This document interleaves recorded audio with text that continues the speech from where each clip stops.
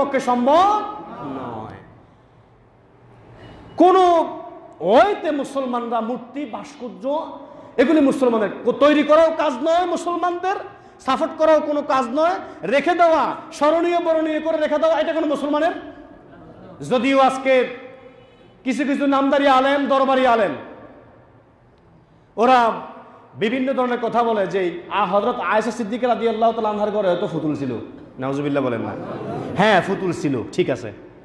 উনি নিজেই বলেছেন, কুনতু আল আবু বিল বানাতি ইনদান নবী সাল্লাল্লাহু আলাইহি ওয়াসাল্লাম, আমি আল্লাহ রাসূলের কাছে যখন ছিলাম আমার বয়স ছিল ছোট, আমি ছোট্ট ছোট্ট কাফড় ফেসানো ফুতুল দিয়ে আমি খেলা করেছি বিশ্বনবীর সামনে। বিশ্বনবী কোনো কথা বলেন নাই, সুবহানাল্লাহ বলেন। আজকে সেই কাপড় পেঁচানো ফুতুল দিয়ে ফতোয়া জারি করা হচ্ছে যে বিশ্বনবীর স্ত্রী মূর্তি রেখেছেন, ভাস্কর্য রেখেছেন, প্রতিকৃতি রেখেছেন, এটা জায়েজ। নাউজুবিল্লাহ বলেন। আল্লাহর দরবারে একদিন প্রশ্নের সম্মুখীন হতে হবে। উনি বলেছেন, কুনতু আল আবু, আমি খেলেছি। কাপড় পেঁচানো ফুতুল আছে না আমাদের, এগুলি কিন্তু বাচ্চাদেরকে একটা তরবিয়ত। কাপড় পেঁচানো ফুতুল দিয়ে তাদেরকে খেলাধুলা করতে দেন। দেখেন না আমাদের মেয়েরা এদেরকে ঘুম পাড়ায়, বালিশ দেয়, এরপর বুকের সাথে জড়াইয়া ধরে। আল্লাহর হাবিব হযরত আয়েশা সিদ্দিকা রাদিয়াল্লাহু তাআলা আনহাকে এমন একটি সুন্দর আচরণ, সুন্দর খেলা করার সুযোগ দিয়ে দিয়েছেন। সুবহানাল্লাহ বলেন। তাহলে ওই ফুতুল আর মূর্তি, ওই ফুতুল আর ভাস্কর্য এক নয়। আজকে যারাই ফতোয়া দিয়া ভাস্কর্যকে জায়েজ করতে চাচ্ছে, তা এটা হিন্দু ষড়যন্ত্র, এটা আকবর দ্বীন এরাই ওই সমস্ত দরবারি আলেমদের কাজ, ঠিক কিনা বলেন? এটা কোনো মুসলমানের কাজ নয়। সুতরাং আজকে আমাদের ছোট্ট বাংলাদেশ যারাই সরকারকে বিভ্রান্ত করার জন্য বিভিন্ন নাস্তিক মুরতাদের চেষ্টা করতেছে, আল্লাহর ওয়াস্তে বাংলাদেশ মসজিদের নগরী, বাংলাদেশকে বলা হয় মসজিদের নগরী, মূর্তির নগরী হোক, এটা কোন ধর্মপ্রাণ মুসলমান যার ভিতরে অনুপরিমাণ শস্য পরিমাণ ঈমান রয়েছে, কোন মুসলমান তা কামনা করে না, ঠিক কিনা বলেন?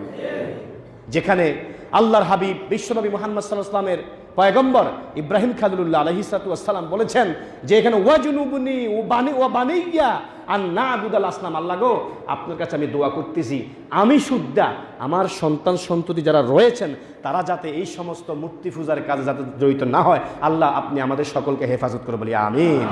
সাথে সাথে পয়গম্বরের দোয়ার সাথে আমরাও দোয়া করি, আমরা যাতে আমাদের সন্তান সন্ততিরা আমাদের আগত ভবিষ্যৎ প্রজন্মরাও যেন এই সমস্ত হীন কাজে, এই সমস্ত অপকর্মে যাতে জড়িত না হয়, আল্লাহ যেন আমাদের ঈমানকে হেফাজত করে বলি আমিন।